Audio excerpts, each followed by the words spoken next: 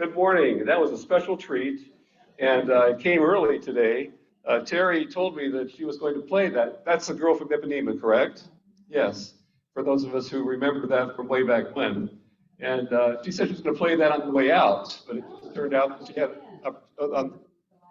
the last piece on the way in. Okay, I misunderstood. But the girl from Ipanema. And one of the reasons she played it this morning is because the person who sang that passed away this past week. Is that correct, Terry? So that's a tribute to her. Thank you, Terry, for playing that beautiful song. And where I think our music and our sound is good now. We're ready to go. So good morning, everyone. Good morning. Welcome to the Unitarian Universalist Congregation of Lake County. I'm Henry Millis, and I'll be your service leader this morning.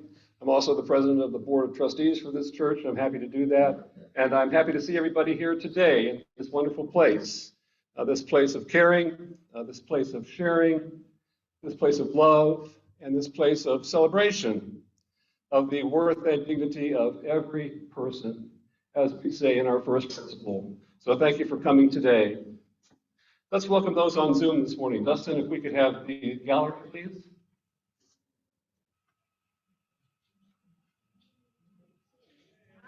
There we go. Good morning. Okay, thank you. And thanks to Dustin Agan and Doug Walker for their tech support back in the booth this morning. And again, thanks to Terry Sullivan for the lovely music that she's providing for us. While I'm thanking people, I'd like to thank three people especially this morning and recognize them for the work they've done over the past year in bringing back a very popular program, the Sunday morning discussion group. The Sunday morning discussion group was kind of dwindling before COVID, then COVID hit and we didn't have it. When we reopened the building, it didn't start up right away. About a year ago, Denny Libby and Glenn Bryant came to me and said, what if we started the Sunday morning discussion group again? I said, great idea, go for it. I wasn't much help other than that because I didn't have any great topics to suggest to them. They said, Henry, what should we talk about? I don't know. But they apparently came up with some good ones because the program has just taken off wonderfully. And popular topics, good speakers, we have great attendance, a tribute to the work of Denny Libby and Glenn Bryant and Wendy Pasek. Please give them a big round of applause. Super job, thank you very much. Our speaker today is our interim minister, that's Reverend Cynthia Snavely, and the title of her message today is Remaking Our Stories, Remaking Ourselves. We look forward to hearing that. I have several announcements this morning. I came in with one and now I have at least four. So that's because a lot of things are going on. And number one, orientation for new members has just completed with 8 new members, and they were welcomed last week. If you wish to learn more about UCLC, please sign up in the membership for the membership orientation classes sheet in the narthex. Apparently there's a red tablecloth where it is. You do not have to become a member if you attend. You just need to, if you want to go and learn more about UU, you can go to the classes. And by the way, we have a new member joining this morning. And her name is Ellen Saunders. And Ellen, do you mind if I recognize you as a welcome new member? Would you please give Ellen a hand? We have a mic this morning. I don't know if anybody has the mic. Fred, would you like to say something, Ellen? Tell us about yourself a little bit.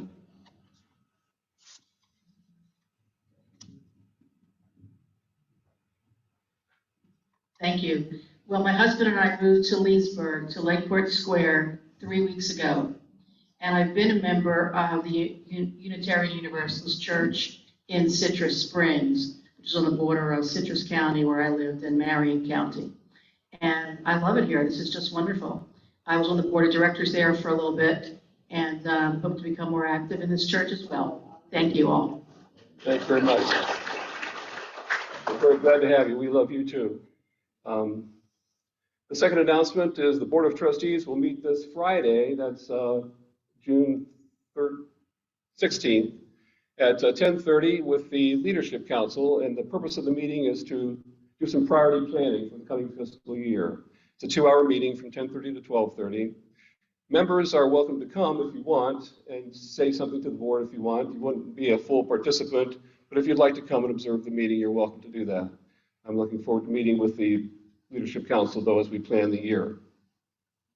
Today is Race Amity Day, and there is an event at 2 o'clock this afternoon at the library in Tavares to celebrate that event. 2 o'clock today in Tavares, Race Amity Day. There's a plant on our grounds. If you haven't noticed it, I'm sure you will when you leave. It's a very large plant. It's in the front area out here. It's at least, they tell me, 9 feet tall now. It's called a century plant, which 30 feet tall. Okay, as they say, it's 30 feet tall, that it grew 9 feet recently. And if I understand it correctly, that plant grows and blooms once every 100 years. Is that right? That's why it's called a century plant. So this is an event that you won't see very often, but if you want to take a look at it, you can't miss it. It's right outside in the front lawn there. So it's beautiful to look at. It's huge. I parked by it this morning. I thought, what in the world? It's been there for quite a while, but it gets bigger all the time. So wonderful plant. Yeah. Any other announcements? Jane Lovejoy, no, Jane Hefting, sorry. There's a couple of announcements this morning.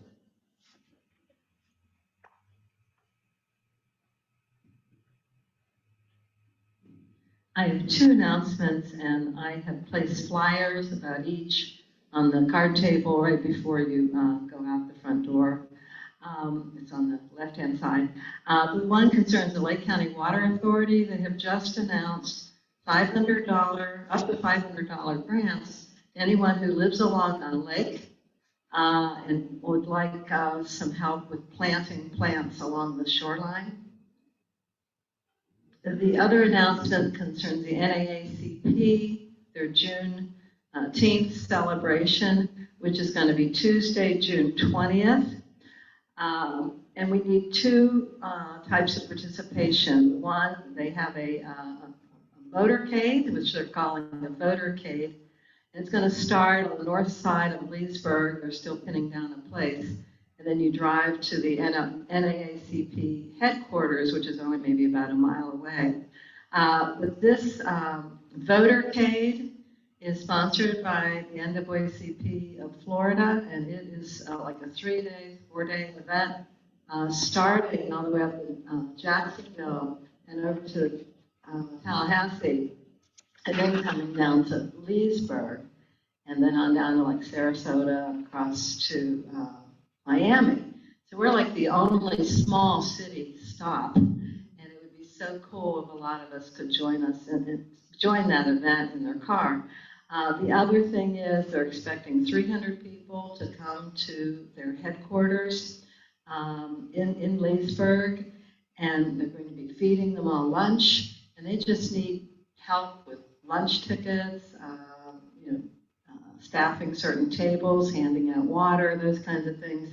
And if anyone wants to participate in either way, the motorcade or helping during the event, on the back of this flyer, I give my contact information, let me know, because the NAACP would like a count of who else is going to be involved. So that's going to be Tuesday, June 20th, from 11 a.m. to 2 p.m. in Leesburg. Thank you. Thank you, Jane. Are there any other announcements this morning? Well, I'd like to welcome anybody who's here for the first time. Do we have any first-time visitors who would like to tell us that you're here and tell us who you are and why you came this morning? Anybody like that? Totally up to you, or anybody who's returning after a lengthy absence? Okay. If we do have new folks who have not introduced themselves, I invite you to learn about us by the Communicator newsletter, which is on the table in the narthex. You can also call us and ask for someone to call you and talk to us about what we're about here, or ask us any questions. Get our weekly bulletin, which comes out in email every week, that describes all of the activities that take place here. Just give us a buzz or send us an email about that. And our email address, telephone number, website address are all in the back on pamphlets. And there's also a nice little business card that has them on them. So we would like to hear from you.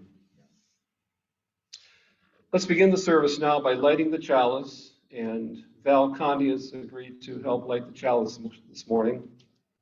This is a symbolic activity practiced by all UU congregations when we gather as UUs.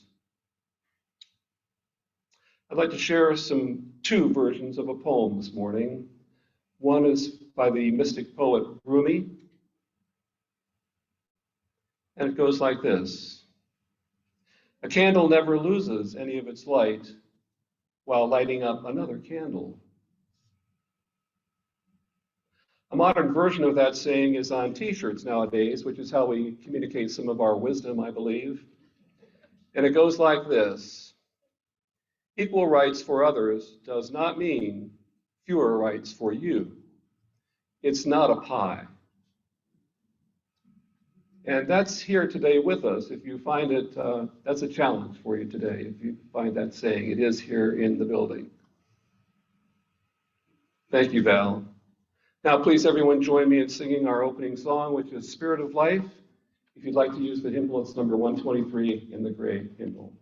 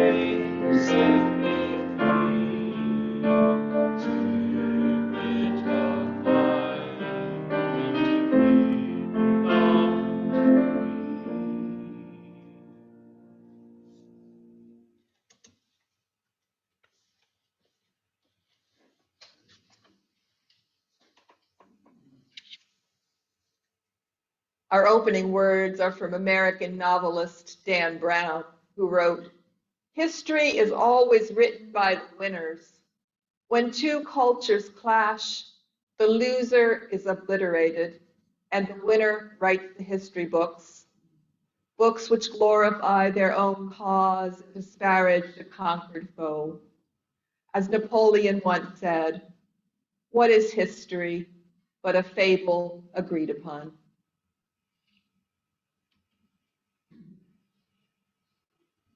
Each week, we offer time for you to share your joys, your concerns, by placing a stone or stones in sand.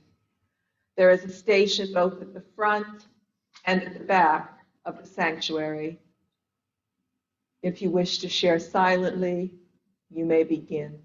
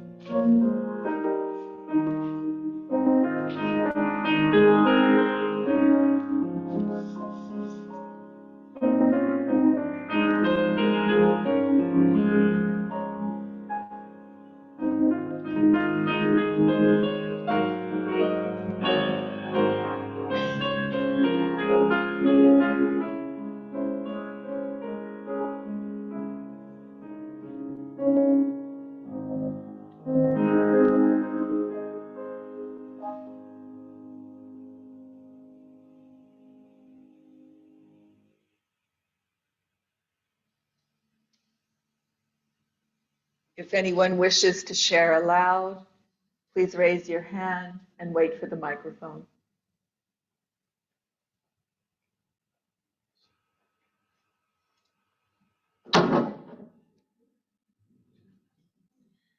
I have two joys I would like to share. One is that with the special collection for the Lake Care's Summer Children's Feeding Program, we collected $797 in the 2 weeks that we collected, and Christina has mailed that on to them. The program continues till school starts, so if we collect more, we will, donate it as we collect it, but thank you. And my other joy is I just returned from Paris, where my children chipped in to take give my mother her dream trip for her 100th birthday. So we just had a week in Paris, and she was able to go, and she enjoyed herself.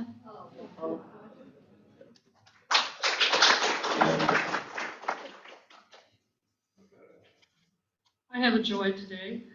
After 3 years of monthly disappointments, my daughter-in-law is pregnant.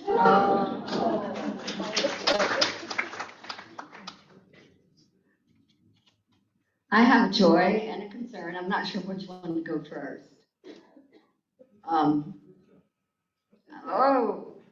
God. Okay. All right, concern. I won't be here next Sunday because I have a little job, not because of anything else, but on June 21st, I am having an angioplasty, a stent put in the subclavial. Now, I know they say it's nothing, but if some of you remember, when I had my carotid done a couple of years ago, they said it was nothing, and I flatlined and woke up with a stroke. So even though it just makes me a little nervous. That's my concern. So think about me June 21st. It's an in and out, so I'm cool, I'm aware. My joy is Friday night. I had a mother-son date, and I was privileged to go to, Magnolia Wine Cafe to see wonderful Sal and Izzy play. And I want to tell you, they are awesome. I loved it. Thank you much for the invitation. And we need to see him, and maybe we should hire them to have a little show sometime because people were dancing.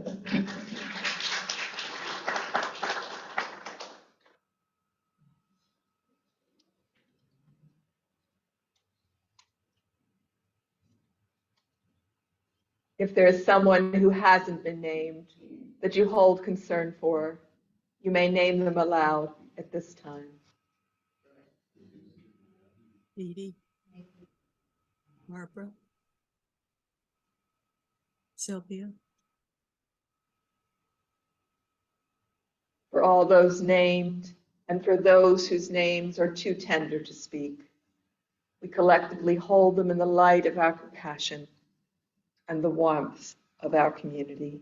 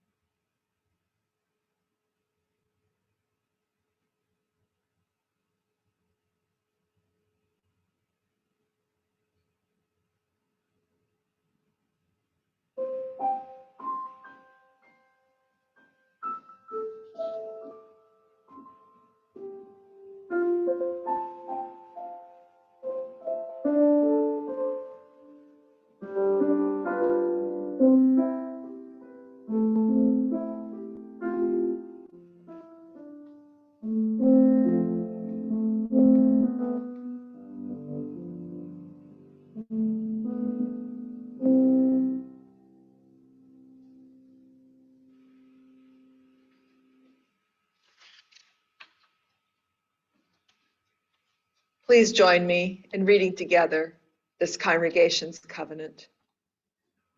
Love is the spirit of this church, and through service we live our principles. This is our great covenant, to dwell together in peace, to seek the truth in love, and to help one another. The interlude today is from James Lowen, and I see you have his book, Lies My Teacher Told Me, in your library.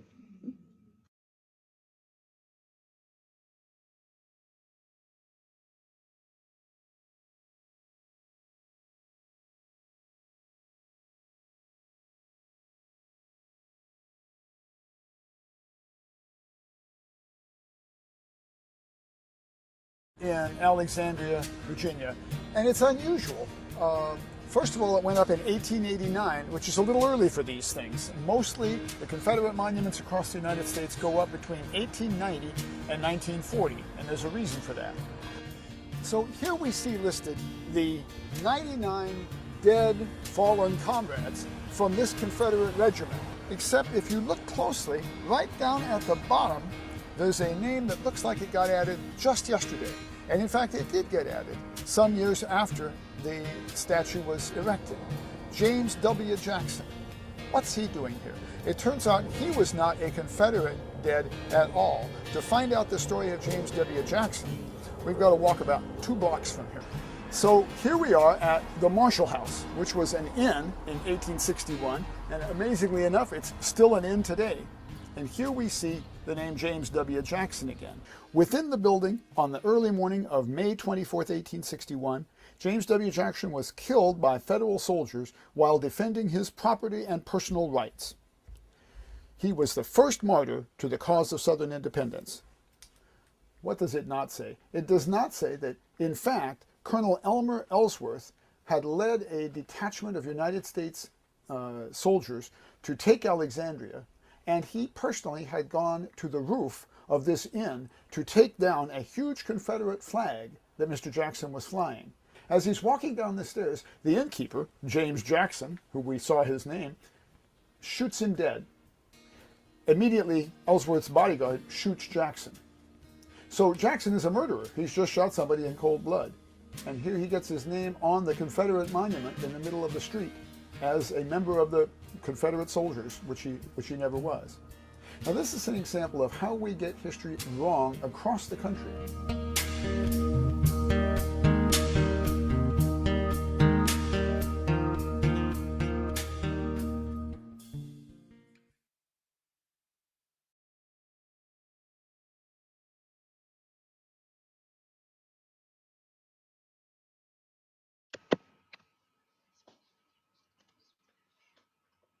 Sharing our testimonial for our pledge drive this season today is Val Fowler.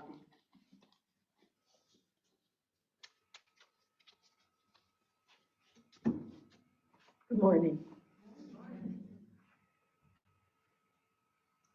Back in about 1990, we lived in the Keys. We hadn't been to church in I can't tell you how many years, 20. We were both brought up Methodist. We attended a Methodist church, but when we got to the Keys, we just thought, let's relax and have fun a little bit or something. And this went on for quite a while. And I began to hear about a church. One of the people I worked with was a UCC church. And way back in 1990, they became open and affirming. And that divided the church. Half the people left. They were the older people that left and were upset by that designation.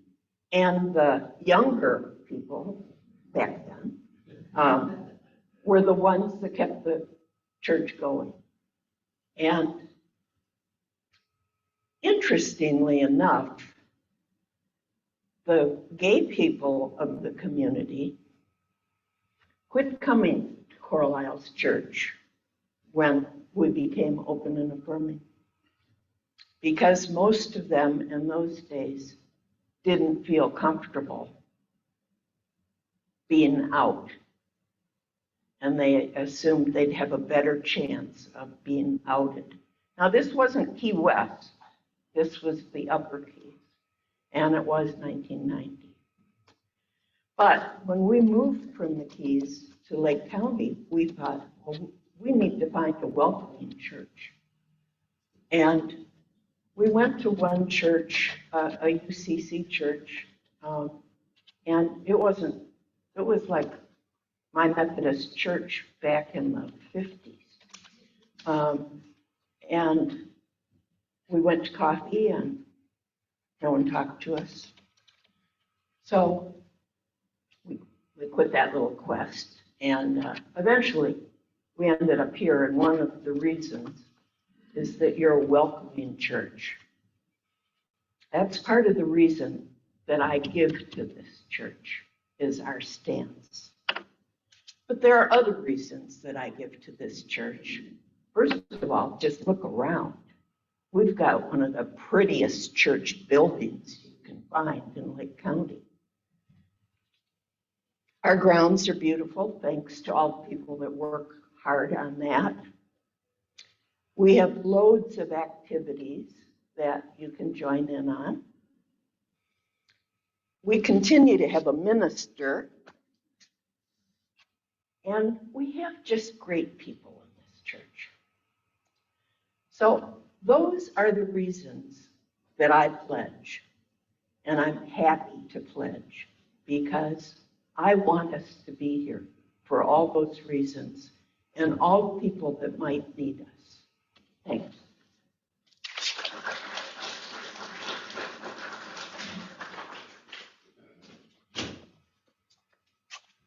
Thank you, Val.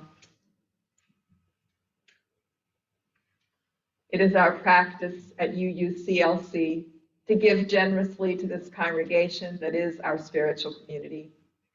We give as we are able, remembering both this congregation's meaning in our lives and its impact on the world. You may donate today in the wood box in the narthex or by any of the methods on the screen. And thank you for your donations. Now, for our first hymn, I think most of you will know this. It's 118, This Little Light of Mine. I invite you to stand as you're comfortable.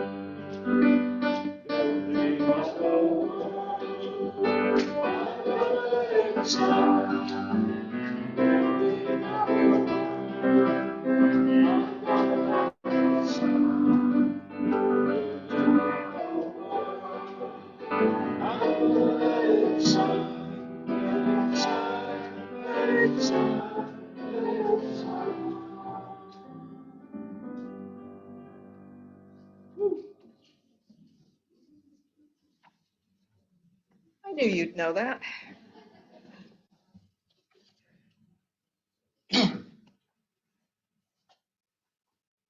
I have complained more than once about how little history I was taught from 1st through 12th grade.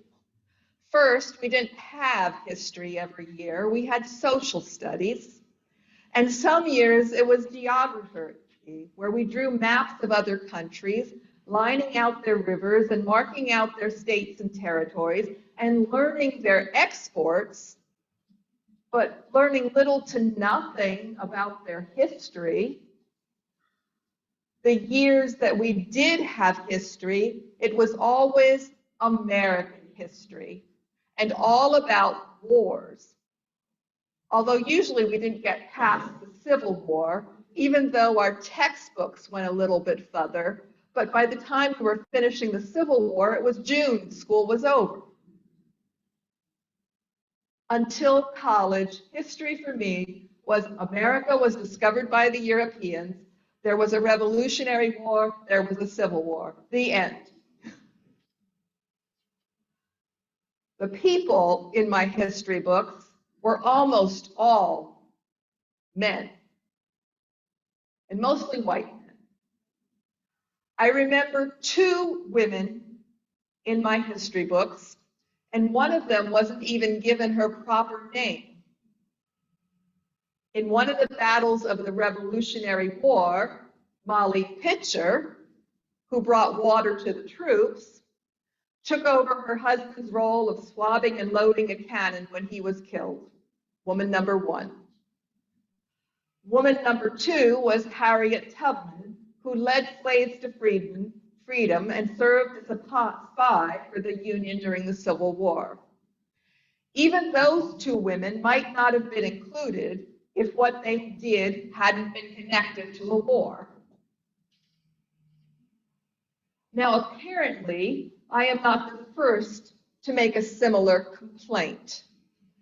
The 16th century Venetian writer and poet Modesta di Posa di Forzi, who wrote under the name Moderata Fonte, wrote, "Do you really believe that everything historians tell us about men or about women is actually true?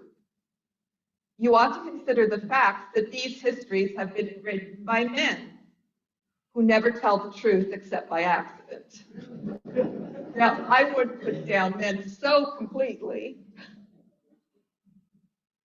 but I don't believe that women did nothing in our history. And women are not the only ones to complain about how history is written. In the 1800s, the American Samuel Clemens, Mark Twain, wrote, "The very ink with which history is written is merely fluid prejudice." And the English writer Samuel Butler said, "God cannot alter the past, though historians can." Sometimes even children can spot the prejudice in our telling of history. 20th century comedian and civil rights activist Dick Gregory said of going to the movies when he was a kid, "We used to root for the Indians against the cavalry because we didn't think it was fair in the history books that when the cavalry won, it was a great victory, and when the Indians won, it was a massacre." I am currently in a group reading the 1619 Project, which places slavery and its continuing legacy at the center of American history. In the preface to the book, the editor, Nicole Hannah-Jones, writes, "My favorite subjects in school were English and social studies, and I peppered my teachers with questions. History revealed the building blocks of the world I now inhabited, explaining how communities, institutions, relationships came to be.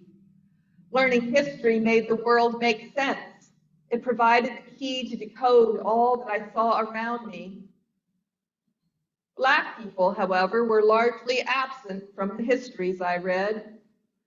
The vision of the past I absorbed from school textbooks, television, and the local history museum depicted a world, perhaps a wishful one, where Black people did not really exist. The history rendered Black Americans, Black people on all the earth, inconsequential at best, invisible at worst. We appeared only when unavoidable.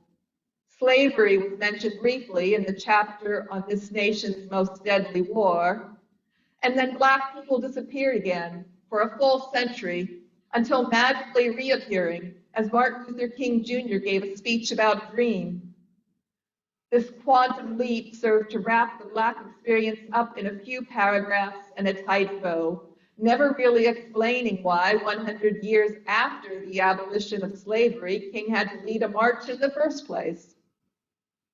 We were not actors, but acted upon.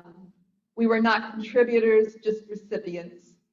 White people enslaved us, and white people freed us. In another congregation I served, one of the members, a Black mother, was homeschooling her son. And one of the reasons she gave for that decision was that when he learned about slavery, she did not want him to learn that Black people passively accepted it. She wanted him to learn about the many Black people who resisted and about those who acted to free themselves and their loved ones and others. Nicole Hannah-Jones writes of the response to the 1619 Project. Black students especially told me that for the first time in their lives, they experienced a feeling usually reserved for white Americans, a sense of ownership, belonging in, and influence over American history. The cast of the musical Hamilton sings "Who lives, who dies, who tells your story?" For centuries, the American story has been told by white men. Black and brown people and women lived and died without being part of the story. Nicole Hannah-Jones is not the only person who feels that it is time to change that. Before Nicole Hannah-Jones, the 20th century English author and journalist George L. Orwell wrote, "The most effective way to destroy people is to deny and obliterate their own understanding of their history." I'm proud to say that Unitarian Universalists are taking an active role in helping people whose history has too often been obliterated to reclaim their history and tell it in their own voice. If you go to the website of our UU bookstore, In Spirit, you will find these books published by Beacon Press, a department of the Unitarian Universalist Association. A Black woman's history of the United States, a queer history of the United States, an African American and Latinx history of the United States, an indigenous people's history of the United States, a disability history of the United States. You will also find books, particularly those written by UU minister Mark Morrison Reed, such as Darkening the Doorways, Black Pioneers in a White Denomination, Revisiting the Empowerment Controversy, and this Selma Awakening that helps us as Unitarian Universalists take off the rose-colored glasses as we look at our own Unitarian Universalist history. Winston Churchill, who served as Prime Minister of the United Kingdom, said, "History will be kind to me, for I intend to write it." He did indeed write his own history, and people still read it. But sometimes it's beneficial to listen to someone else's version of our own history. And other people besides Churchill have written about him, giving us a variety of understandings of the man and his actions. And those of us who are white, straight, cisgender will learn from reading other versions of our history. I grew up in a family with 3 children. My sister, brother, and I experienced the same events. But there has been many a time when one or the other of us starts to tell about that time that, and one or sometimes the other 2 of us look askance. That's not the way we remembered that.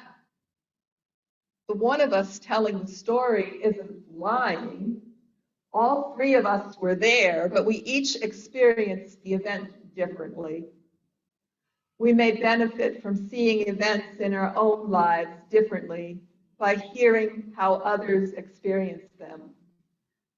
And sometimes it's good as we look at how we move through the world to consider and actually examine the stories we grew up with and have incorporated into our lives.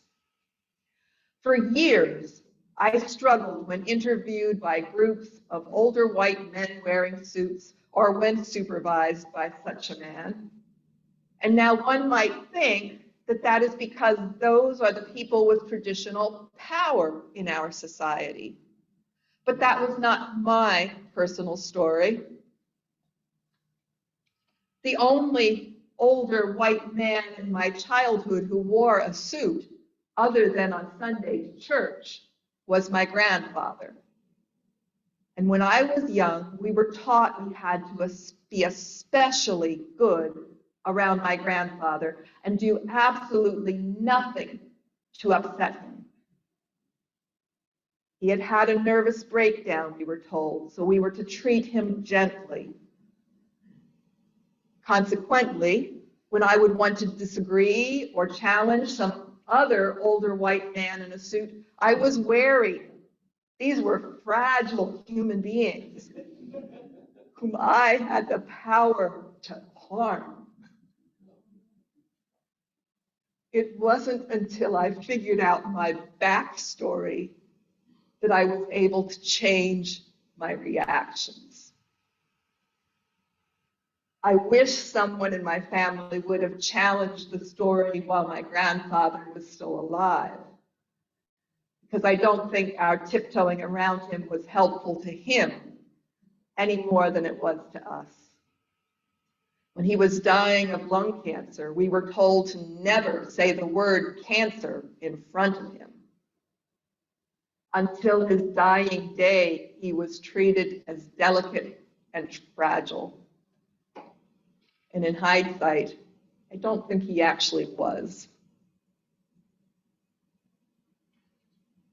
In our personal lives, as well as in society, sometimes it is good to examine our stories, question their accuracy, and tell them over in new ways, born of new insights and newly discovered facts. We will be different both as individuals and as a society because of the stories we begin to allow to be told and heard. We can thank Betty Ford for making it acceptable to tell our breast cancer stories. We can thank Patty Duke for beginning the task of making it acceptable to speak about mental health issues, and Tina Turner for opening up the subject of domestic abuse. When a celebrity speaks out, it opens the way for others. But just because we aren't celebrities doesn't mean that we also can't pave the way for telling the stories that have previously been silenced. Jennifer Lynn Barnes writes in her young adult novel, The Inheritance Games, "Why do I have to tell a story?" I asked. Because if you don't tell the story, someone else will tell it for you.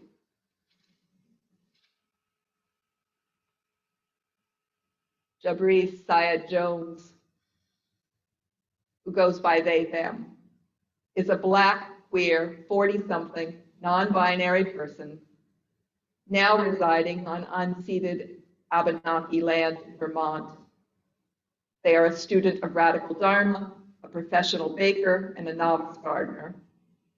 This is one of their stories from when they lived in Maine. On a spring day in Farmington, Maine, as I was walking downtown, I made my way through a line of cars that were waiting for the light. In front of me was a large Confederate flag flying from the back of a white pickup. I crossed the street, not looking at who was driving the truck, and went to the store. As I went about my business, I felt stunned. My mind stirred with thoughts and feelings, memories and speculations. I felt fear and anger and curiosity, worry and defiance and humiliation. As I stood at the register, I chatted with the older white woman behind the counter. "Hi, how are you today?" "I'm good. How are you?" she replied. I paused, and then I told her about the truck with the flag. She said something like, "Oh yes, we have some of that around here, but don't let it upset you. Don't let it get to you." I appreciated her gesture, her attempt to comfort me. At the same time, her gesture made me more uncomfortable. She was asking me to respect that person's right to fly that flag and shrug it off like everybody else. What she failed to see, or perhaps ignore, in a gesture of colorblindness wrapped in the First Amendment, is that I am not like everybody else who walks in the shadow of that flag. I am from away. My hair is coarse. My skin is dark brown. I am a black man in Maine. In so many ways, I am not like everybody else around here, but I want to belong here. In so many ways, that flag represents the denial of my rights, my belonging. It is impossible for me to blend in, to hide my black body, to not let it get to me. I don't have the privilege of hiding from history. Because I am conscious, I know what it is. I know its name. It rides in the back of a pickup truck. It proudly stalks around town like an alpha predator. It clings to me like a nightmare, while it seems like everyone else is walking through a dream. I point at the thing and say, "Look," and the crowd replies, "Yes, but." When I hear yes, I feel heard. When I hear but, I become invisible. My life doesn't matter. It's this but, this disbelief in the truth of black bodies, this tolerance for something that is ugly and intolerant, that is the terror that everybody else allows to walk in the midst. A casual terror that I cannot escape any more than I can escape my own body, my own consciousness. A terror that makes all lives matter less. I struggle to wake up from the nightmare and the dream that is its mirror image. I struggle to make my life matter, for Black lives to matter, so that all lives will matter.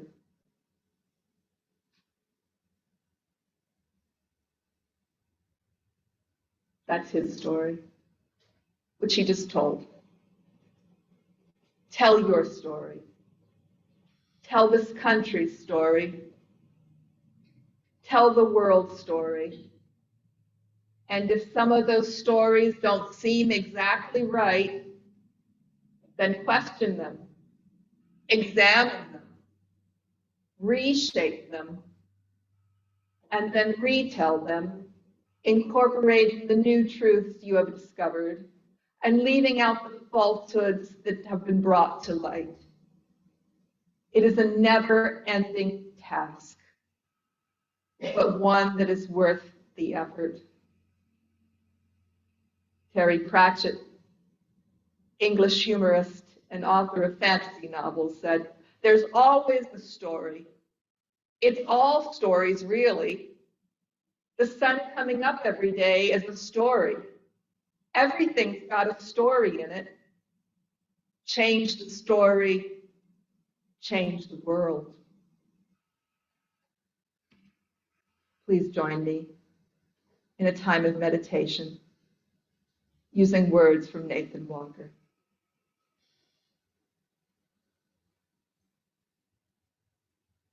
Breathing in, I am aware of my pain.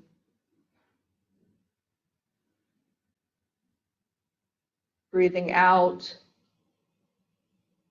I am aware that I am not my pain.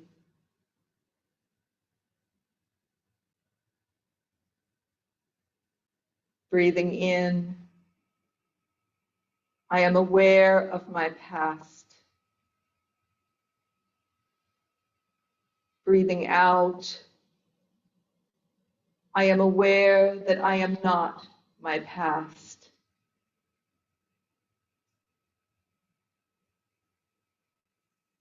Breathing in, I am aware of my anger. Breathing out, I am aware that I am not my anger.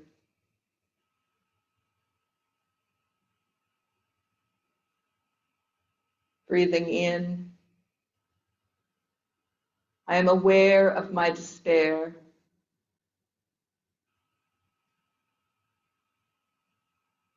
Breathing out, I am aware that I am not my despair.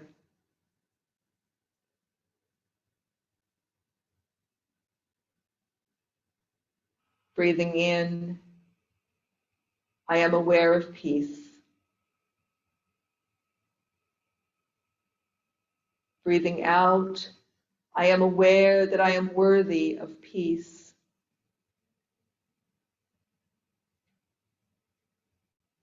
Breathing in, I am aware of love. Breathing out, I am aware that I am worthy of love.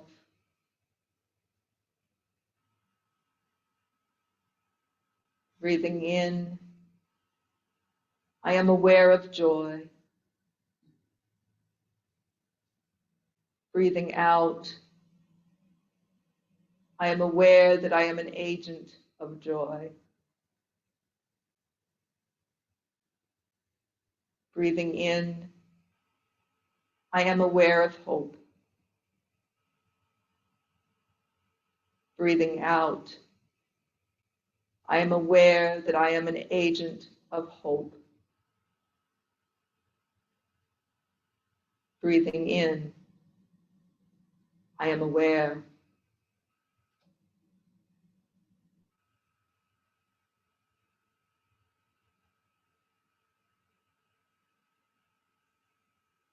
Blessed be.